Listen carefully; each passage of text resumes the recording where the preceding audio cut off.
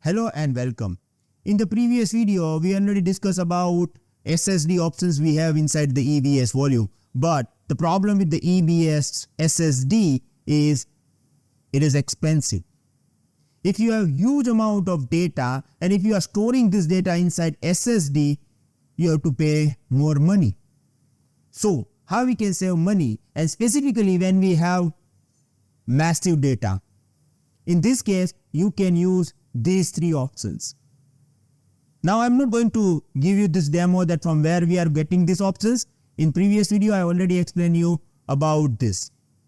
Now let's understand all these things theoretically, then we have practical for this as well.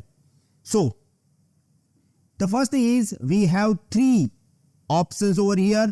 Two, it is for HDD, and one, it is for magnetic. Magnetic is actually very old. AWS considering it as a previous generation, so they are going to remove this anytime. But when we are recording this video, this magnetic option is available in the EBS, so I am giving you detail about this.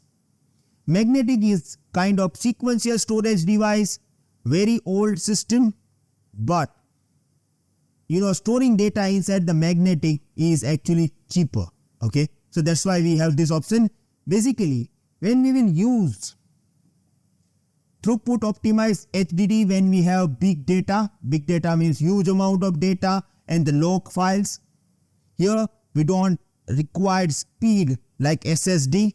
Okay, then if we have less frequently accessed data, we can use cold HDD, because if you have less frequently accessed data, you can store this inside the cold HDD and you can save huge amount of money.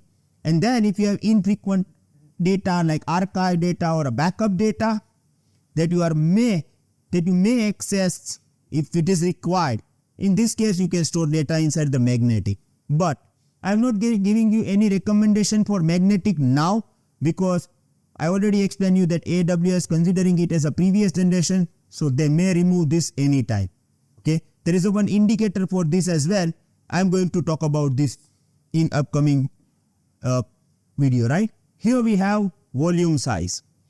Now suppose if you are going to create throughput optimized HDD, the minimum size we have is 125 to 16 TB bits. Here we have 125 to 16 TB bits, and here we have 1 to 1 TB bits. Here the maximum size is only 1 TB bits. Then if we talk about best performance, means minimum performance, whenever you are going to create any size of throughput optimized HDD or cold HDD, you will get minimum performance known as base performance. We have maximum performance. These two is actually in IOPS, and if you look at this, base performance and max performance is same over here. It is 500 IOPS.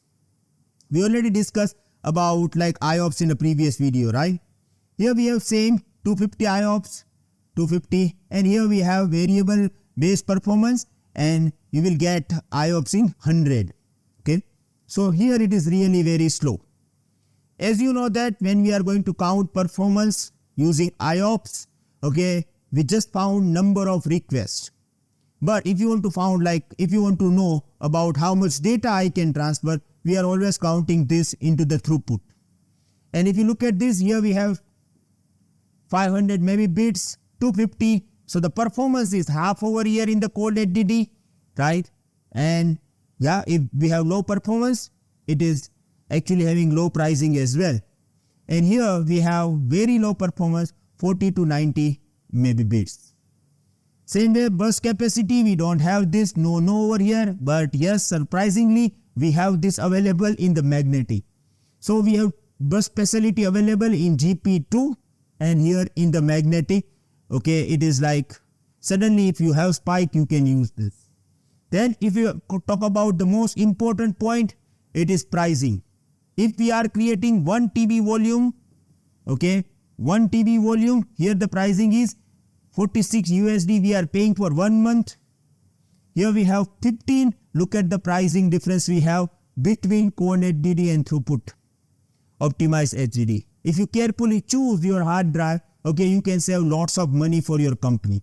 And if you look at over here, it is 51 USD per month, and surprisingly it is high.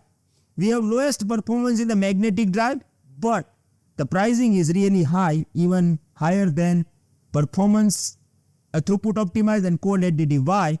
Because it is an indicator that AWS is going to remove this very soon.